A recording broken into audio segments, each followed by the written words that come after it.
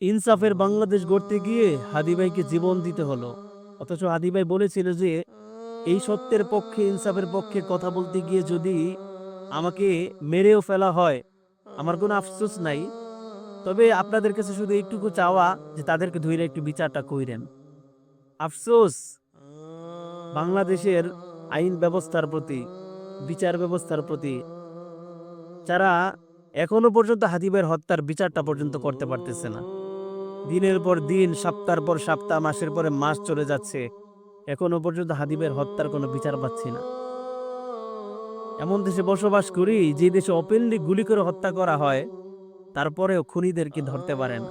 আফসোস, হাদি ভাইকে হারাতে দিয়েন না। হাদি ভাইকে আমরা বছরের পর বছর, যুগের পর যুগ আমরা বাঁচিয়ে রাখতে চাই। হাদি ভাইয়ের স্বপ্নকে আমরা লালন করতে চাই।